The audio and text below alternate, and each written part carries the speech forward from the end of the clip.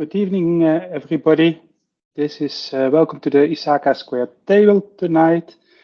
A special welcome to you all. That you do even when it's beautiful weather. I'm sitting here with us and listening to this interesting talk today. Today we will listen to Alexandra. She will introduce herself in a minute. And title is a framework for managing risk and responding to cyber threats, which will be very interesting. Some of the housekeeping rules most people will know. Please mute your microphone and stop sharing your video during the session. Make sure that your name in MS Teams is the same as you used for registration. Otherwise, we can't give out connect you to the CPE points. The presentation will be recorded along with the slides, and it might be released by mail after the session. And there is a possibility, of course, for questions. There are three parts in this presentation. After either part, we have a possibility for questions. So that's 3 times during this session we will have that. If you have questions, you don't have to wait. You can immediately raise hand or you type it in the chat box. I will gather them and ask Alexandra for answering them. Okay, then.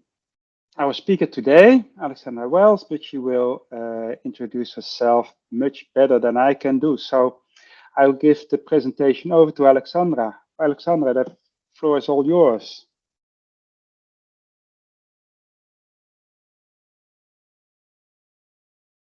Great. Thank you for the for doing the house rules there. So hello everyone. So I'm Alexandra Wells. I work in the threat intelligence team at Group IB. A large part of my role is understanding what sort of our customers want and what they want in the future, and also working with analysts to understand best practice. In terms of my background, I've been in cybersecurity for almost a decade now. I started off as an engineer back in New Zealand before I moved into product management. I then went and did an MBA in Cambridge in the UK, after which I went and worked for a ZTNA provider in London. We had a very successful exit, and the Group IB was there to give me a wonderful opportunity to come to the shores of the Netherlands, which is where I am today. I've been with the company for about 10 months now, and I've been loving Amsterdam as well. So with that said, in cybersecurity, it used to be a question of, if we would be compromised, but I think many experts now sort of agree that it's just a matter of when. The ubiquity of sort of very sophisticated tools, ransomware gangs, phishing scams mean that quite often teams are on the back foot, and it's only a matter of time until there's a successful attack. And the increased probability due to the large scale of attacks and the increased impact has led to organizations classifying cybersecurity as a key business risk. And so our job as specialists in the cybersecurity field, or those that work closely with it, is to understand how we can manage these risks and mitigate them. So there are 3 parts to this presentation. The first part is about the sort of evolving importance of cybersecurity, why it's become more and more important to organizations, what the cyber response chain is and how we can use it to understand our organization's risk. And then finally, we'll look at some use cases on how you can apply that yourselves and get some immediate value. And so with that, I'd really like to start with Conti and Conti leaks. So this is a very interesting case study. Until about February this year, ransomware gangs were very hard to get insight into.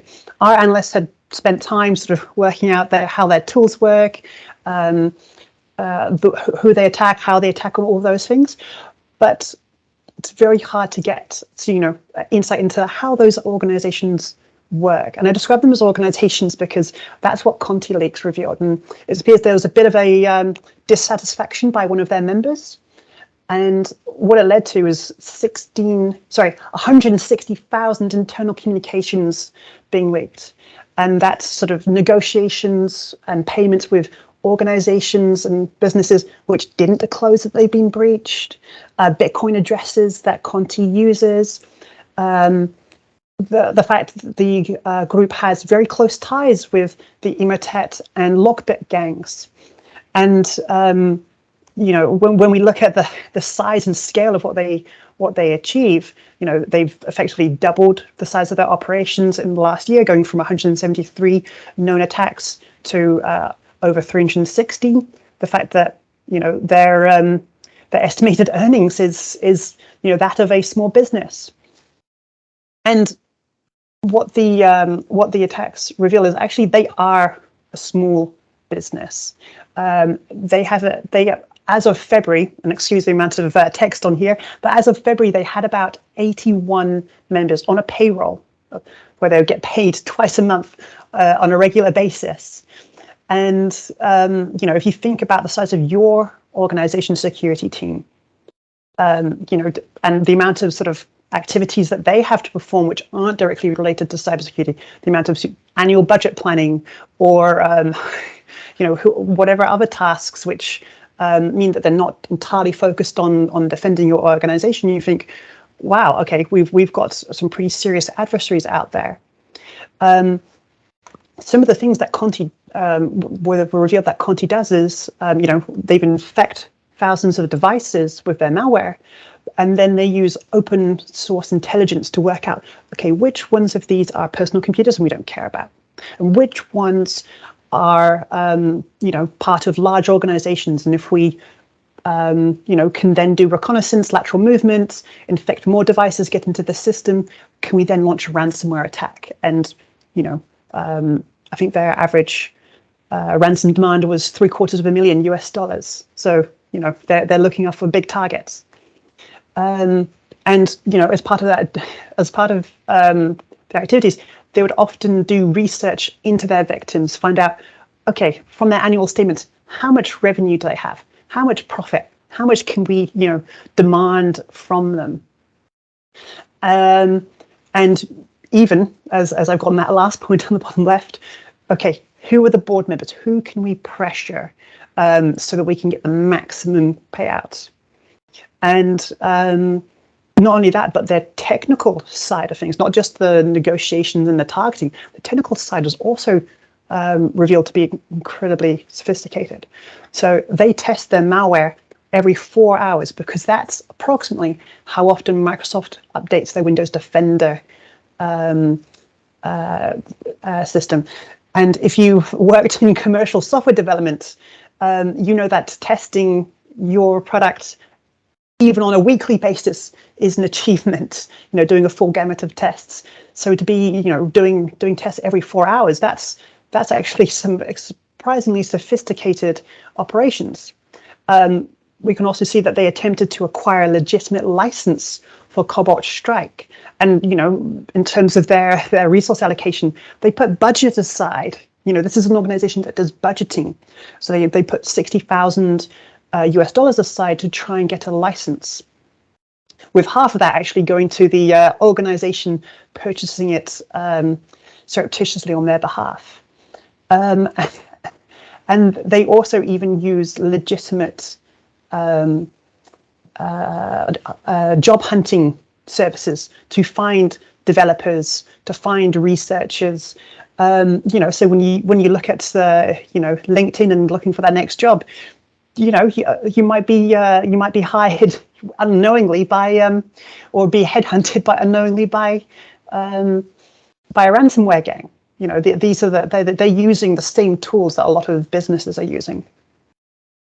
And one thing which I don't have here, but they reportedly have journalists on their payroll who, for about 5% of the total ransom amount, will publish articles about the attack. So if the organization's trying to sort of downplay what's happening, to keep it under wraps, they'll go to their journalists, they'll promise them a fraction of the payouts, and in return, oh, it's in the news.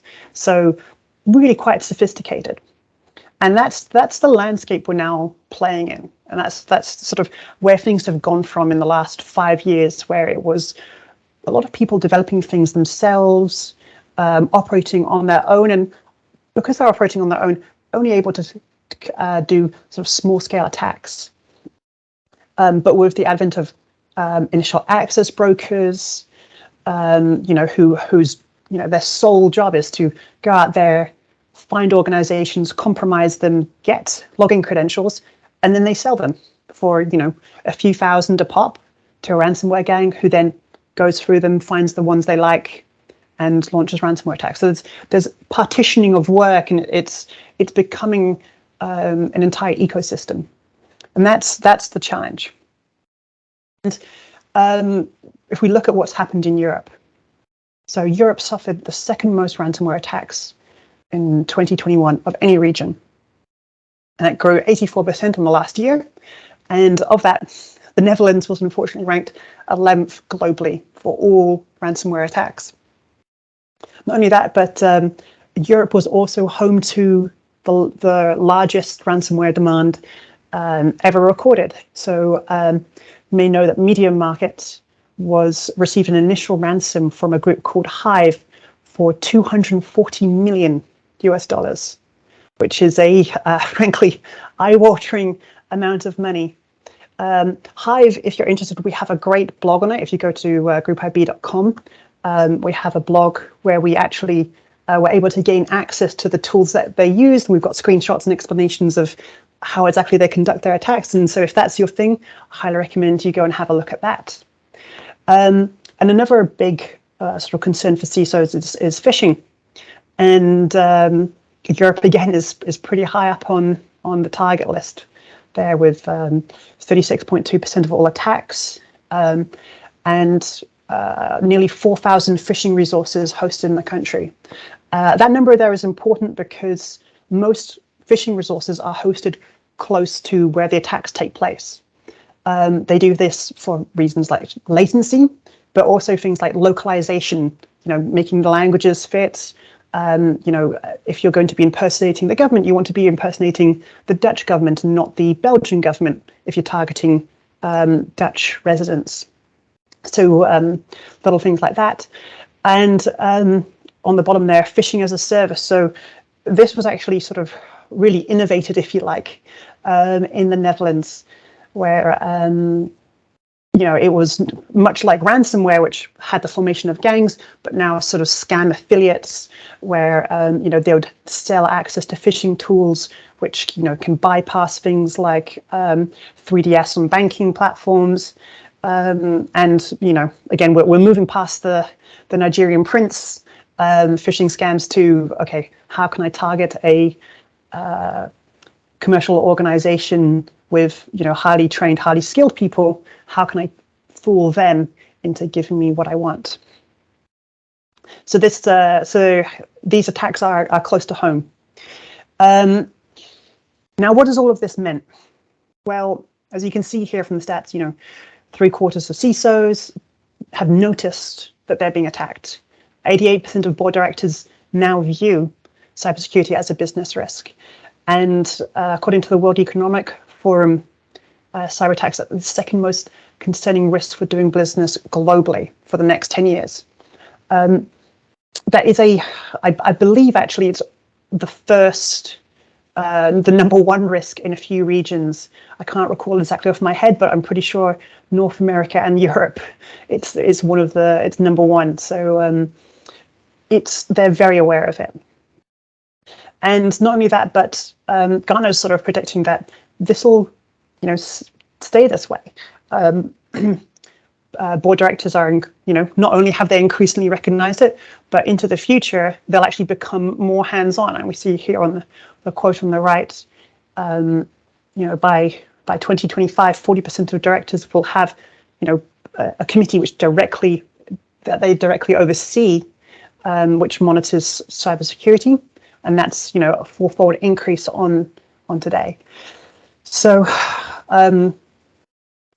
the threat actors have evolved, the attacks are becoming more dangerous, and organizations have realized it. So what does this mean for us? It means that we need to be able to assess our cybersecurity risk and develop strategies to mitigate it. Quick pause. Are there any questions or? I didn't see any questions yet, but if there are, then people can raise hands. Phishing as a service, we had one of the engineers researching that last winter, December or January. He discovered a gang doing that. It was very interesting talk, yeah. So no questions. Let's continue then. Yeah, I will actually just make a small addition that these gangs, and the danger of them, yes, they are going after big targets, but they're also going after easy targets. And so if you're a small, medium-sized business and you're thinking, I'm not a bank, will they go for me? There are organizations which do sort of, as we like to call it, big game hunting, where they go for the big ones and go for the massive payouts. Mm-hmm. But there are also those which target sort of those small and medium businesses. And the National Cybersecurity Alliance found that 60% of small and medium businesses are out of business within 6 months of a breach. So just because you think you're a smaller organization doesn't mean that you're immune to these attacks. So if you notice them, you need to be very careful. It's not this gang you talked about in the first slide, but other gangs are just going also for small, medium enterprises. Gotcha. Okay, thanks. Cool. I'll keep going. So what are the frameworks that we can use? So that I recommend, and we're going to talk about the cyber response chain. But you may be wondering, where do compliance standards fit in? And I put some of the common standards in here, which I'm sure you probably recognize. And the benefits of these standards are that they're easy to understand. They're checkboxes. Do this, and you're compliant. And that means they're easily auditable. So if you're thinking about doing business with someone, you can check, do they have the right standards? And if you're thinking of selling to someone, you can make sure that you adhere to the right standards. But the challenge is that they're not regularly updated, and they only define the minimum requirements. And when an attack, like I just mentioned, for a small business one attack can mean the end of your business, the minimum requirements on what you should be working towards. And the updated regularly, I think, is also important, especially with the speed of which threat actors and attacks and offences are sort of changing. If you think about sort of Wi-Fi compliance, for example, I don't know if you remember the days of Wi-Fi routers, where once IEEE introduced their 802.11 standard, a whole bunch of Wi-Fi routers became uncompliant because vendors and manufacturers had been producing what they thought was going to be the compliant device, and then the standard came out and suddenly, no, wrong way. And that's the thing. Standards are always coming too late. And if we think about what's happening and the trends in cybersecurity, look at ZTNA, which is a huge passion of mine, as I mentioned earlier. ZTNA, even the analysts, even Gartner, Forrester, they can't agree on what it is. And what vendors are doing is, again, very different from one another. So if you're trying to hedge your bets or wait for the compliance standards, you're putting yourself at risk. And that's where I'd like to segue to the cyber response chain. So the cyber response chain is 3 stages and 11 steps. And the purpose of the chain is to make sure that your organization can respond to an attack no matter when you discover it. And it travels from left to right with pre-compromise. What can we do before? How can we act to stop an attack before it's launched, to intra-compromise during the attack. It's what's happening. How can we stop it? How can we lock it down? To post-compromise. Okay, we've been attacked. What do we do now? What are the steps we can take? And I'll quickly run through what this is, and I'll go into more detail in a little bit, but I wanted to quickly explain what we've got here. So at first, we've got prepare, understand the threats, develop policies. So this is looking at who are the threat actors attacking me. What are the TTPs, tools, tactics, and procedures that they're using? What can I do to mitigate these? What are the medium and long-term plans I can put in place? What are the policies? What are the backups and other things that I can do ahead of time? Harden, which is reducing my overall attack surface. So securing systems, identifying vulnerabilities and removing them, performing patching, that sort of thing. Anything to improve the overall security posture. Simulate. So this is evaluating how does the technology and human responses, how do they perform when an attack happens in a theoretical environment. We then move into intra-compromise. So firstly, block. So, okay, how do we identify and prevent attacks? What are the sort of boundary edge systems that we can use to stop them at our gates? Detect. Okay, how do we hunt for threats? What are the signs of compromise? What are the indicators of compromise or behavioral sort of rules that we can create to spot an anomaly? Contain. So, okay, there's an attack within our organization. How do we limit the blast radius? How do we stop it going beyond sort of the initial sort of system that's being compromised? Redirect. Okay. Can we capture, slow down the attack in a controlled environment so that we can understand what the attack is trying to do, the systems they're trying to compromise? And with that information, work out what tools they're using and extract them, or create plans to extract them from the network.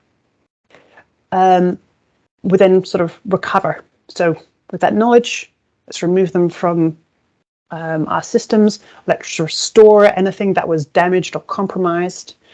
We then move into investigate, forensics. I've got different words there, but forensics, which is, okay, we've, from what we've discovered from the redirect and from our logs, let's review the attack. Let's work out the kill chain. What actually, what steps did they take? How did they get into my network? What did they do once they were there? Attribute. Let's look at the results from our forensics and correlate them. Do the malware tools, do the TTPs match with known ATPs? Are these sort of a hacker group like Conti or like Hive? And then finally, okay, we know who it was, how they did it. Can we work with law enforcement or other authorities to stop the attack from happening again? Take them down or have them arrested. I think a good example of this is the Our Evil gang, which I think at the end of last year, the FBI actually took control of their botnet and completely compromised the attackers' network, essentially sort of taking that organization out of commission. So there are lots of different ways that neutralize can occur. It doesn't have to be sort of imprisoning the person. It can simply be removing their tools. I'll quickly take a short side tour to talk about how this was developed. So a lot of cybersecurity attention is conducted at the block and detect stages. you know, again, going back to ZTNA, Zero Trust, which is, you know, very much in the current zeitgeist. I think a large percentage of our organization are planning on implementing Zero Trust, but that only covers the block and detect stages. And what happens, because no attack will be, you know, no defenses will be 100% infallible. What happens once they do get in? What do you do then? And this is where sort of Group IB sort of began. We started as a forensics organization, helping organizations which had suffered from an attack understand what had happened, helping them recover, working out who did it, and then we actually formed partnerships with Europol and Interpol to help neutralize them.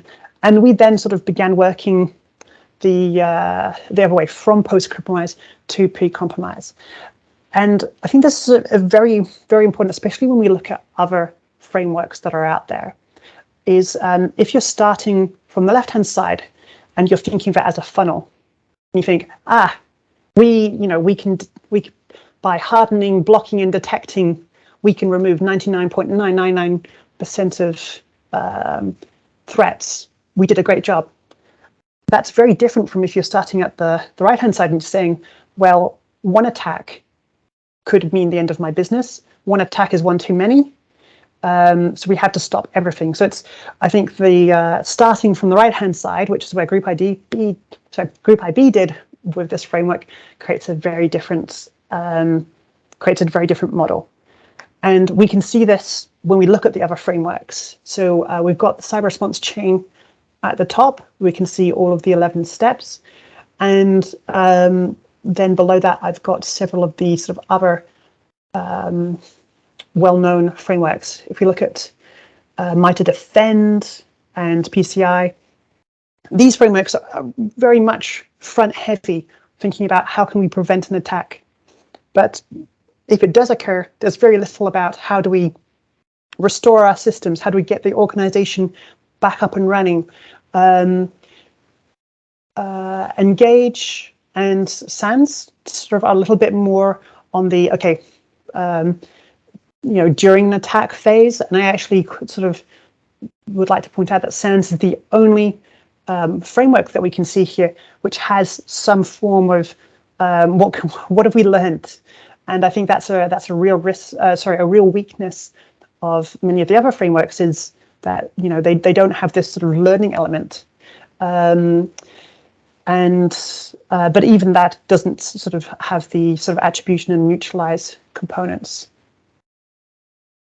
So let's actually go through the cyber response matrix, what these different sections mean, what's in them. And what you can see here are basically the technologies, processes, and systems that make up each of the different sort of categories of response. So right at the start, it's preparing. So working out, okay, IR preparation. Who do we contact when? Enabling logging so we can do audits, creating backups, and doing things like that so that we're prepared for an attack. And there's also a sort of attack surface management, which has become increasingly sort of well known. There was a case a few years ago in the US with Target, the store, where they were compromised via their air conditioning system. Someone sat in, I believe, in the parking lot and connected to the air conditioning system, and was then able to work their way into the retailer's internal system. So understanding your attack surface, and so once you've done all of that preparation, what are the things we can then do to minimize damage if we get attacked? Things like creating patching, updating software, making sure configurations are hardened so that they're not easy to get into, and setting up encryption for your systems. There's a great example of, I think, the internet has so much background noise that if you put a Windows XP machine onto the internet, it takes just 10 minutes for it to become infected. And that's how much sort of is going on. That's the low level sort of noise of attacks. And that's simply because those Windows XP machines haven't been updated. They're running old software. So it's a very critical step. Then simulate. This will be things like the annual testing for PCI compliance. And this can be anything from sort of pen testing an individual appliance to conducting red team exercises, potentially with an external team, to maybe sitting down with your executives and doing tabletop exercises. We then move to block. Sort of it's battle day. The attackers are at the gate. What can we do to filter out the attacks? So this will be things like your firewall, spam filters, web application, anything which sorts the good connections from the bad. But it's not just external internet traffic. It'll also be people trying to connect to your corporate network. I mentioned Target and connecting via Wi-Fi to the air conditioning system. Make sure that your organization is using a good encryption system. I think WEP these days only takes a few minutes to crack, so make sure you're using sort of suitable encryption there. And not only that, but bot prevention. If you have a web application with a form on it, make sure that fraudsters can't create bots which submit thousands of fake requests or can otherwise poison your data. Detect.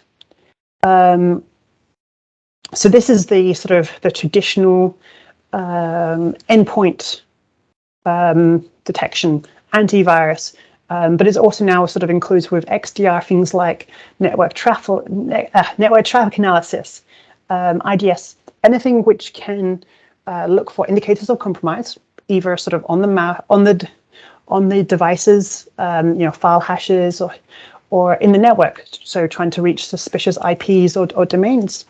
And it could also be behavioral anomalies. We see that at the bottom with user anomaly detection. Are we seeing users connecting at unusual times? Are we seeing devices with IP ranges, attempting to connect from sort of countries where we don't have operations? We then go into contain. So, okay, someone's in. How do we contain? How do we stop the bleeding? How can we limit the blast radius and stop them getting to other systems? And this can include sort of old school lateral movements of limiters like tar bits, which are simply there to slow the progression, to sort of full-on network segmentation.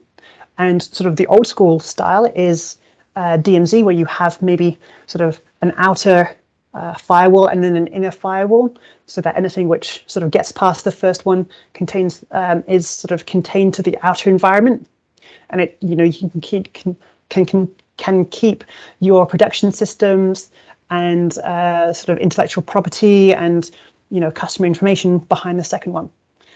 To zero trust, which will be sort of full segmentation of your entire every application is micro-segmented, so there's no connectivity unless specifically defined.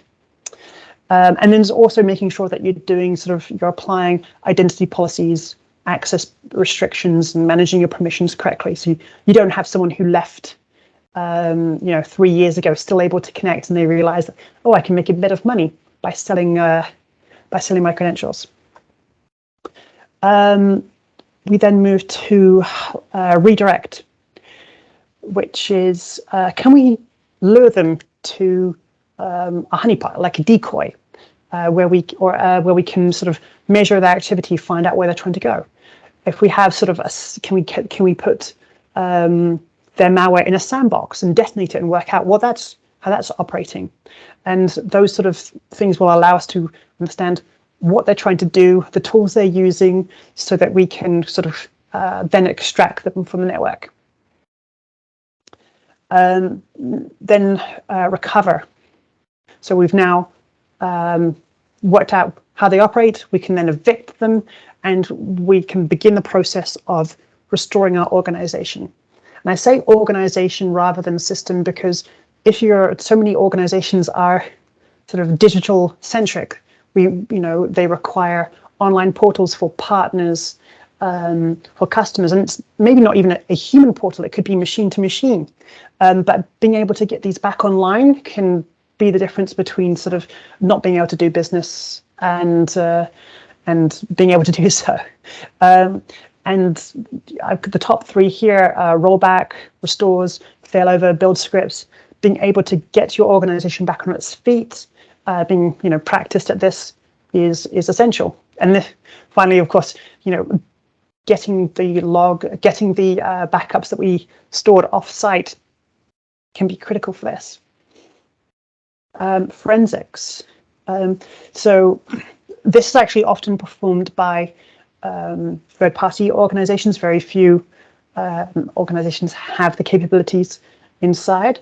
And that's what I referred to when I said IR preparation, making sure you've got the relationship with a digital forensics organization to do the evidence collection, to look at the hardware images, to construct the kill chain, and sort of create some lessons learned to stop the attack that same attack happening again. Attribution. Okay, well, what malware did we see? What were the TTPs? Who were they and what were they trying to do? Was it a ransomware gang where they were just sort of looking to make some money? Was it corporate espionage where they were going after intellectual property? Or was it a nation state attack where they were simply looking to disrupt the organizations to destabilize, a country?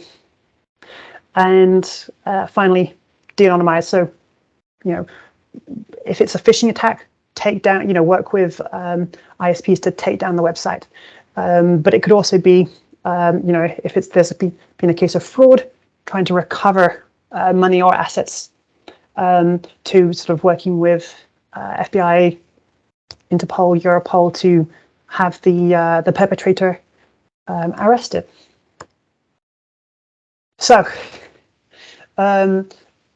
the cyber response chain is there to understand, to help you understand the capabilities of your organization.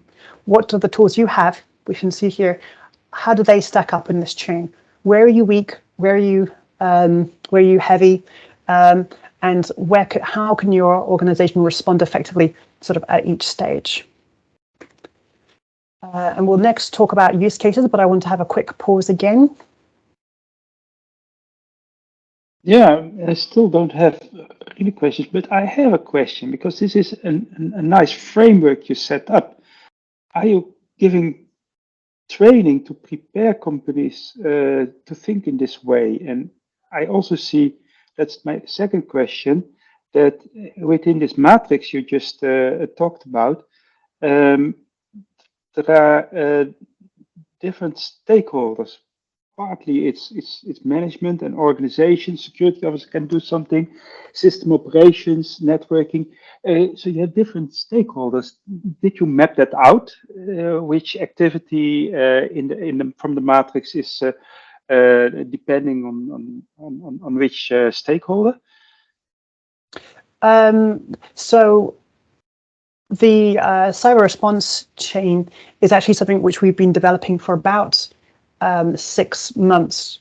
It is based on sort of our findings, as an organization which is nearly 18 years old now, but it's something we formally began writing and putting together about 6 months ago. So we will be publishing it as a white paper, and I'll be leaving my email address at the end for anyone who wants that. I think we'll hopefully have that before it's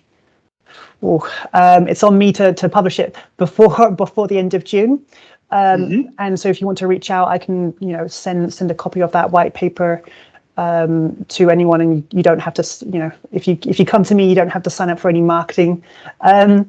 So yes, we will be making it available, and at Group IB, our motto is prevent cybercrime, and so we're making it sort of freely available. We want people to be able to use this this framework for themselves.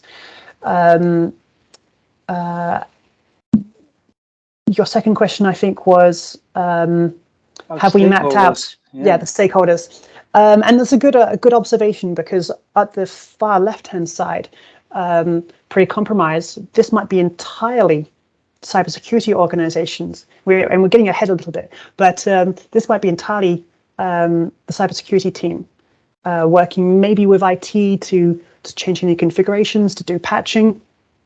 But it's, that's business as usual. Those should be things which are defined and doesn't need any external supervision or oversight. Then if we go into sort of intra-compromised, well, again, maybe this is the security team and the IT team, but if we've sort of observed lateral movement maybe into systems which contain customer records, well, actually, maybe now we need to be thinking about, okay, we need to involve the legal team because we could be subject to GDPR. We need to talk to our marketing team, help get them starting to create messaging because we're obligated to inform, the people whose personal information that is. Through to, post-compromise. Okay, the board of directors is now involved. We've got maybe even law enforcement who are getting involved, or if we're subject to certain rules and regulations, potentially third-party auditors coming in. And we have provided a little bit of guidance there, but it will depend very much on your organization, the way it's structured, who's involved. I'm working with mostly with small medium enterprises, and I think that most of the left side, the pre-compromise, the organization can do. But the moment that there is, you go in detect and contain, that for most small medium enterprises, the knowledge is just not enough, and they need a quick response team to help them. I see also that small medium enterprises will have tens of thousands, hundreds of thousands, maybe several million of personal data, really vulnerable data, and I'm talking not only about it's really like financial data in databases or healthcare data. So it's quite scary. They don't have the ability, and they will never have, because they are too small, and the risk that they will be attacked is also small. I mean, you can expect it once every how many years. It's not that it is happening every 3 months or something. So they don't have team to respond at the ready, but the preparation is very, very good. So I think I see a good opportunity for cooperation with a company like IB, and what they can do themselves and what they can just hire in. Yeah, and I think I'll move on to the use cases now, because I think we're going to get into how you can balance the chain. So if you're weighted towards the front, which, to be honest, I think a lot of organizations will be, what are some of the things that you can do to maybe rebalance that, to what are some of the activities that you can do now, so that, if you do need to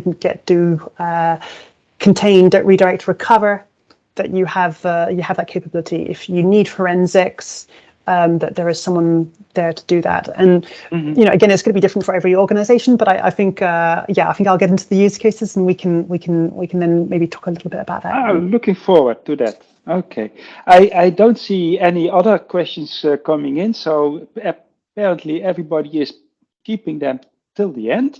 We see that. I suggest you carry on. Great.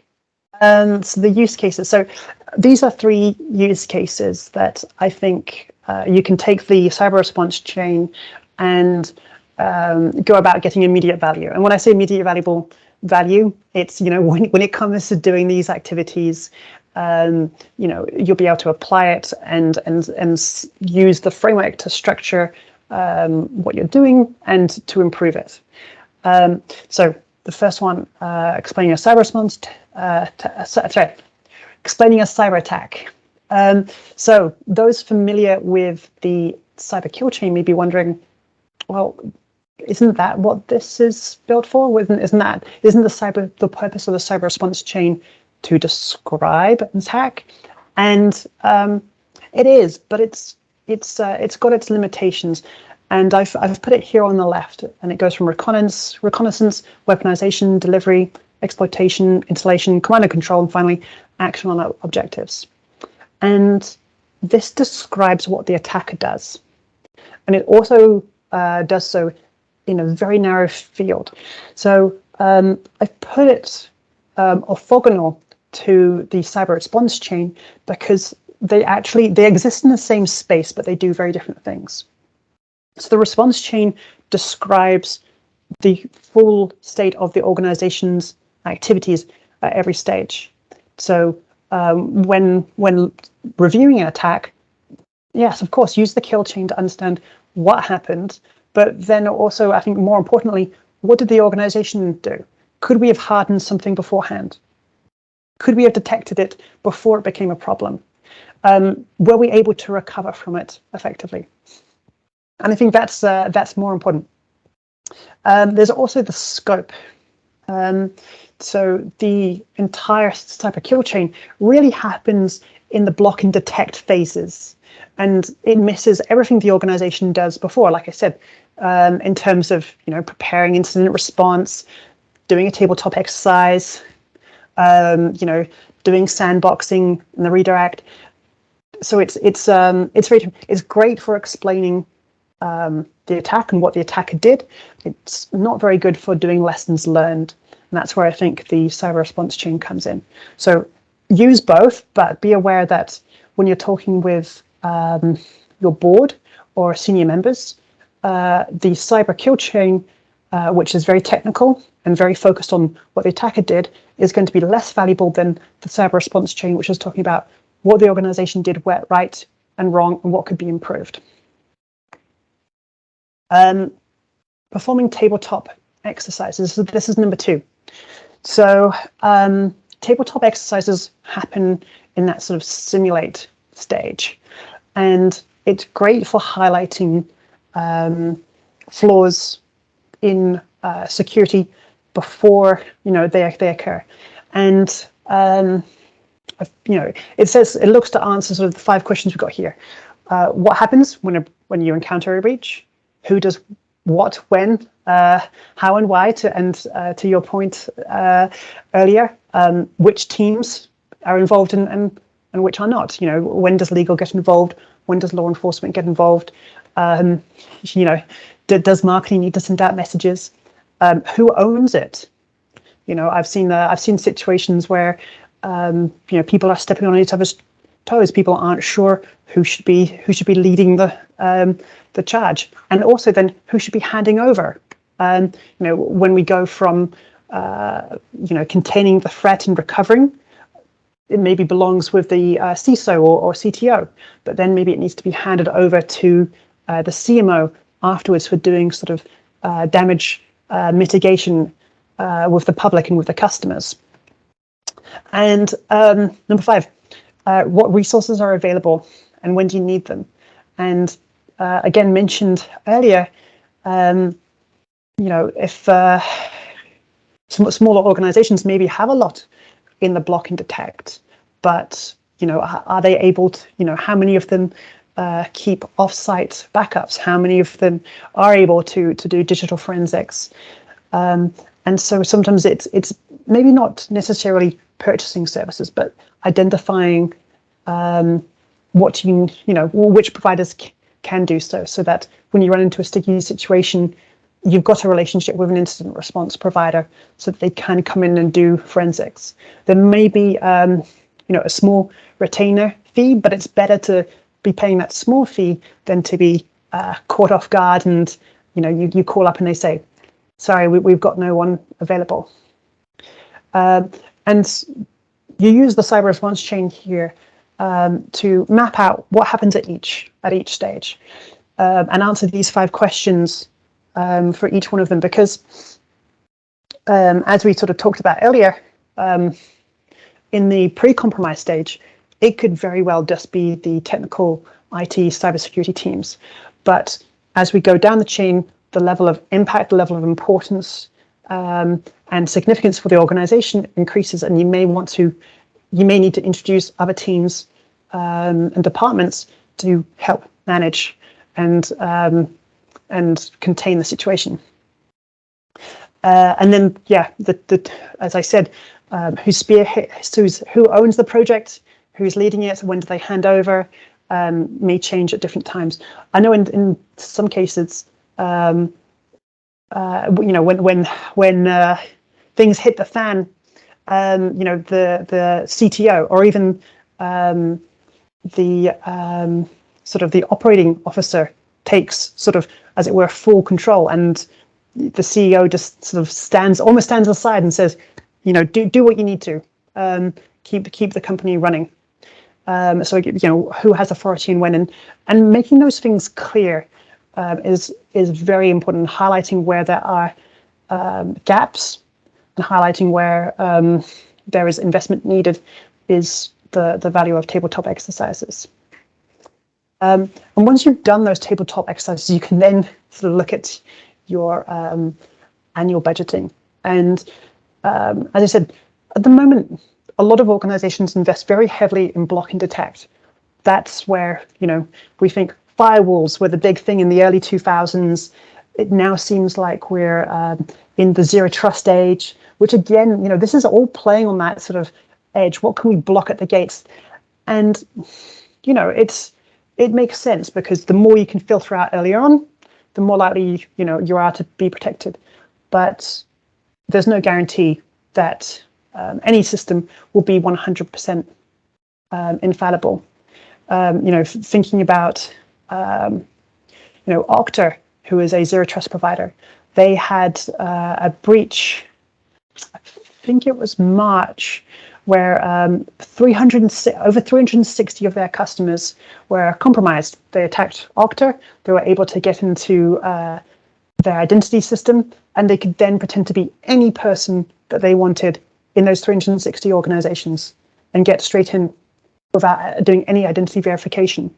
So putting all your eggs in one basket is dangerous. And when you're thinking about your annual budget, where you're spending money, yes, maybe the majority of it does exist in the block and detect.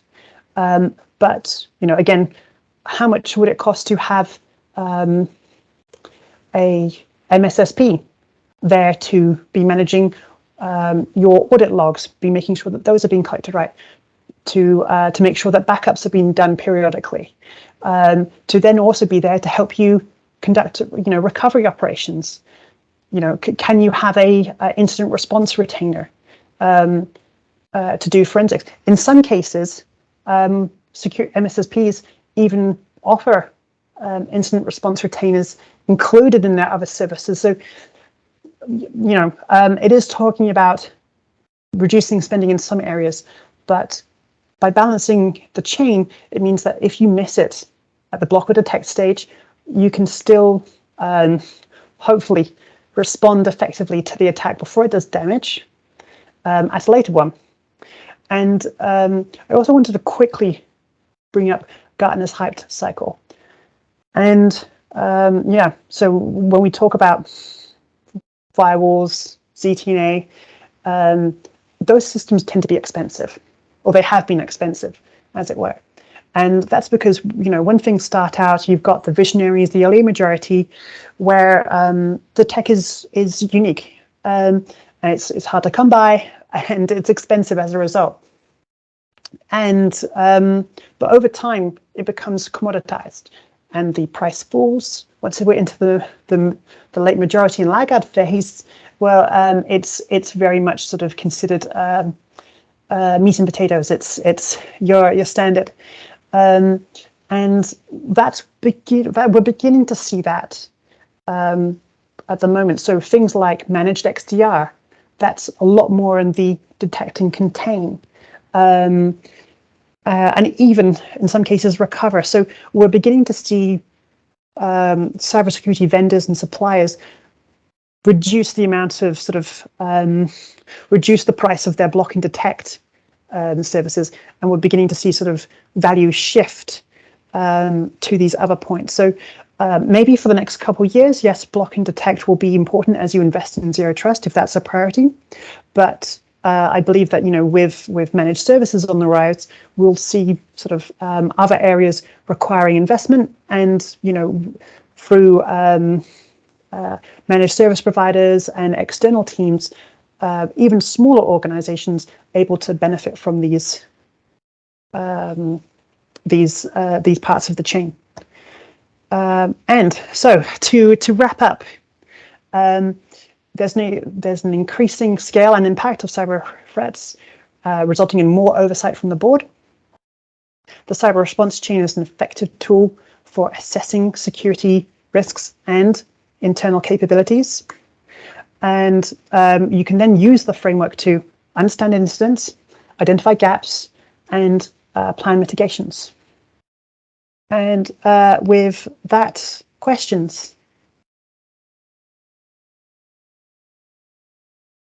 Questions, please raise hands.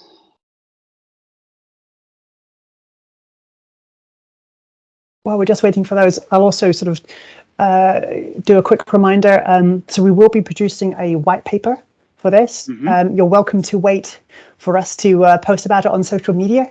Or if you're interested in getting it without having to sign up for, all the marketing and whatever, just send me an email and I'll send you a copy of it the moment it's published. Oh, I will certainly do so. I think it was very, very clear. And I don't, for the last part, I don't have a question as well. I understand how you can use it, but I'm still working in my mind how to translate this, how to use this for my customers. And but I think I need the white paper first, and need some work to be done to translate it, because it's what I said, that the stakeholders, different stakeholders, how to prepare to present it to them. Yeah. Okay, there are no questions. Then I think that there's only one thing left, that is to thank you very much. I think it was a very interesting talk, a very interesting framework. Good that you thought this up. And I'm quite certain that we will hear from this in the future much more. So keep up the good work, and thank you again very much for this presentation. Yes, I see now the thanks and clear presentations in the chat box coming. So a lot of people agree with me here, and yeah, let's call it an evening then, and maybe enjoy the last nice the last hours of the nice evening. Well, thank you for having me, and thank you for everyone joining us.